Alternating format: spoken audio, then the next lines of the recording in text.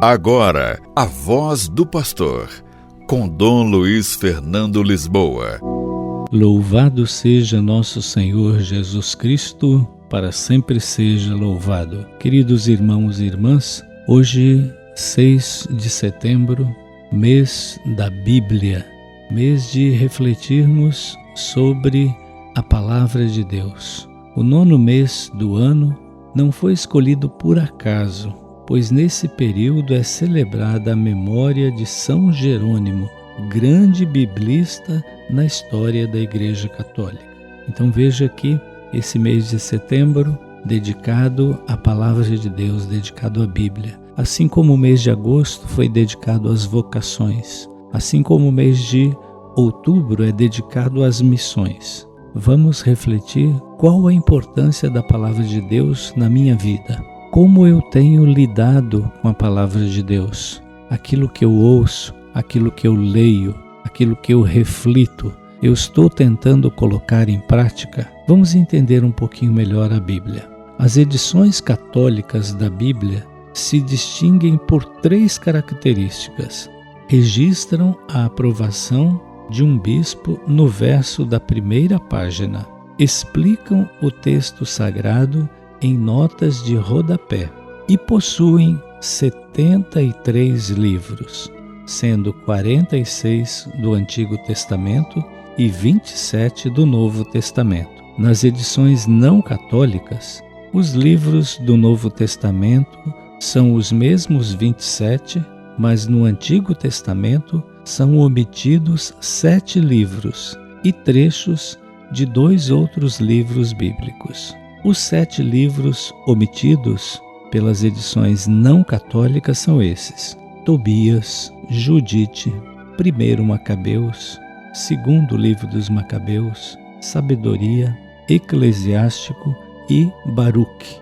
Faltam também nestas Bíblias não católicas trechos dos livros de Ester e de Daniel. O motivo dessa diferença tem suas raízes na história do judaísmo e da Reforma. Em torno do ano 100 depois de Cristo, aconteceu um sínodo dos judeus em Jâmnia, na Palestina, para estabelecer quais livros eles reconheceriam como sagrados. Então, estipularam 4 condições. Primeiro, sagrado é o livro escrito em hebraico, a língua sagrada. Segundo, ter sido escrito no território de Israel. Terceiro, não deve ter sido escrito depois de Esdras, ou seja, 428 anos antes de Cristo. E por último, sem trazer contradição com a lei de Moisés. Porém, desde o século III antes de Cristo, já existia a Bíblia traduzida para o grego, a versão dos 70, feita em Alexandria, no Egito, para os judeus que não entendiam o hebraico das Escrituras. Ora, essa Bíblia continha também os livros escritos em grego, que são os enumerados acima, e além dos trechos de Ester e Daniel. Então, relembrando os livros: Tobias, Judite, 1º Macabeus, 2º Macabeus, Sabedoria, Eclesiástico e Baruque, além de alguns trechos do livro de Ester e Daniel. A Igreja Católica, logo nos primeiros séculos, teve que tomar posição diante dessa dualidade no catálogo dos livros inspirados, chamado cânon, e optou pela lista de Alexandria. Em diversos concílios, a Igreja Católica oficializou essa lista. Nos concílios regionais de Hipona, ano 393, no concílio de Cartago, 397 e 419, no concílio de Trulano, 692, e nos concílios ecumênicos de Florença, 1442, Trento, 1546 e Vaticano I, 1870.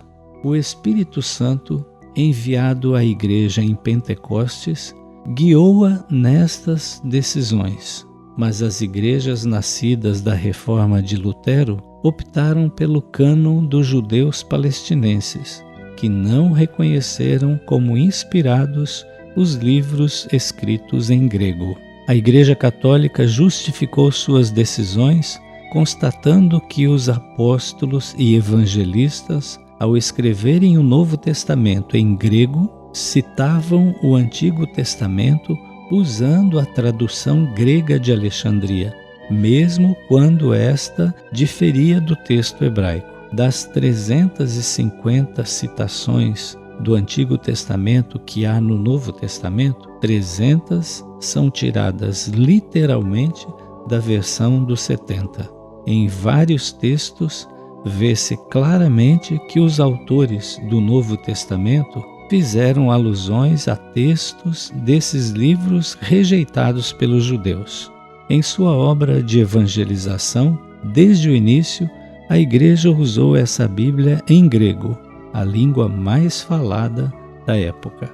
Então, como conclusão, podemos tirar o seguinte: a própria Bíblia não define o seu catálogo, portanto, este só pode ser conhecido mediante a tradição, a transmissão oral, que de geração em geração foi entregando os livros sagrados ao povo de Deus, indicando-os ao mesmo tempo como livros inspirados. É o que afirma o Concílio Vaticano II.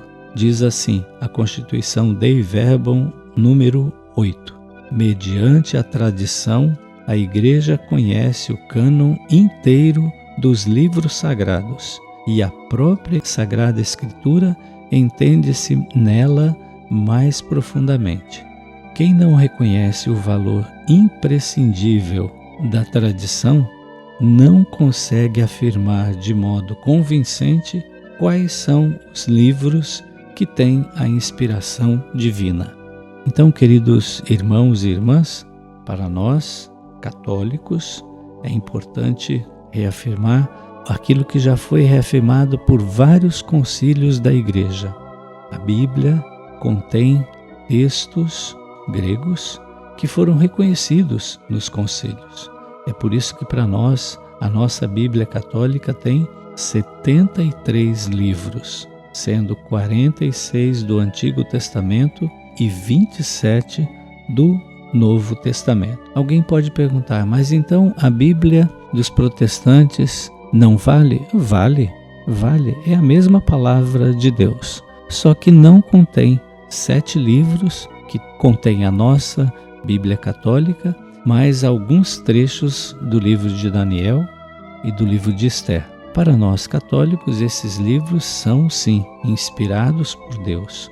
Tobias, Judite, 1 Macabeus, 2 Macabeus, Sabedoria, Eclesiástico e Baruque. São livros muito bonitos, com histórias muito bonitas que enriquecem esse conjunto de livros que para nós é palavra de Deus, para nós é alimento de salvação, que para nós nos conduzem pelo caminho que é Jesus. Então, procuremos conhecer melhor a Bíblia, refletir, ler em primeiro lugar, meditar, refletir a palavra de Deus, sobretudo em grupos, nos círculos bíblicos, na nossa família, e prestar muita atenção quando vamos às celebrações na palavra de Deus, porque a palavra de Deus é alimento para nós. O Senhor esteja convosco, Ele está no meio de nós. Por intercessão de São Jerônimo, abençoe-vos o Deus todo misericordioso, o Pai e o Filho e o Espírito Santo. Amém. A Voz do Pastor, com Dom Luiz Fernando Lisboa.